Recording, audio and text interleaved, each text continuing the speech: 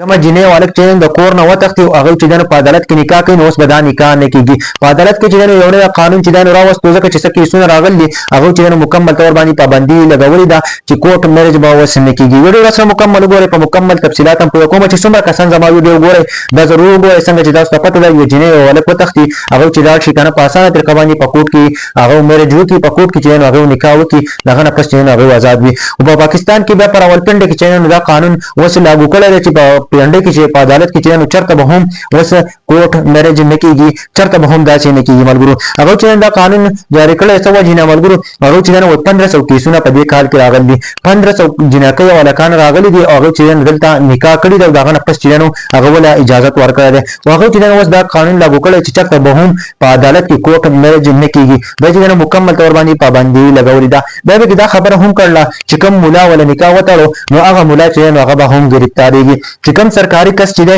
نو هغه په دسخط وکړو هغه به هم گرفتاریږي د نوکرۍ نه به فارغېږي ملګرو دا چې یو ډېر ښکلی قانون دی دا په کار دی زمونږ په ټول پاکستان کې لاګو شي او بهر ملکونو چې کوم قانون دی نو زموږ په پاکستان کې چې دی اوس دی او دا چې بچ شي ځکه چې زموږ خو دین اسلام په دې کې هم نه پالو کېږي یو جنۍ ولک وتښتي یو هفته پس خلک خبر شي چې دوی نکاح کړې ده ډېر د افسوس مقام دی چې په صحیح طریقه باندې نکاح وشي هغه زندګي جدا مزه وي او چې اوس جنۍ ولک وتښتي هغه لاړ شي په کوټ کې میرج وکړي نو هغه چې دی نو هغه مور پلار هم خفه وي د هلک مور پلار هم خفه وي د جنۍ مور پلار هم خفه وي پای کې ډېرې غټې دښمنۍ وي ملګرو دا چې دی یو نوی قانون پر اولپنډې عدالت کې چې دی دا لګېدلی دی ځکه چې هلته 1500 کیسونه راغلي دي نو هغه چې دی دا خبره وکړله چې موږ چې دی نو په پنډۍ چې کوم عدالت دی نو په دې کې به چېرته هم کوټ میرج نه کېږي او دا په ټول پاکستان کې لاګو کول پکار دي چې په ټول پاکستان کې دا لاګو شي چې زموږ خوږ دین اسلام پکې هم پالو کېږي ښه په صحیح په اسلامي طریقه باندې نکاح کېږي بله خبره پکې دا زه کومه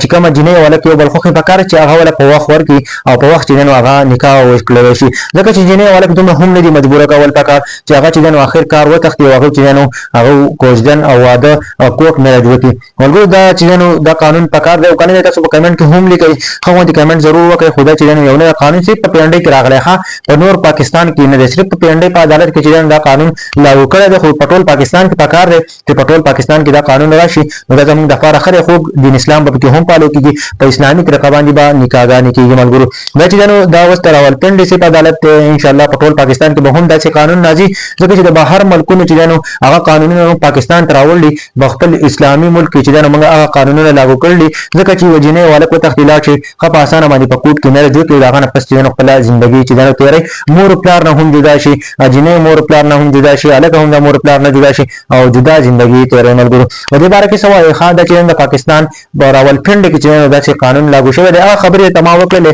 چې کوم خبرې چې دی نو عدالت کړې دي او عدالت ته وایي عدالت دا خبره کړې ده چې 1500 کیسونه راغلي دي هغو چې دی نو په دې کال کې نو دې وجې نه چې دی نو هغوی دا قانون لاګو کړو ملګرو په دې باره کې به څه وایي کمنټ به هم کوئ د نورو ملګرو سره به ضرور شیر کوئ چې ټولو ته ضرور ورسي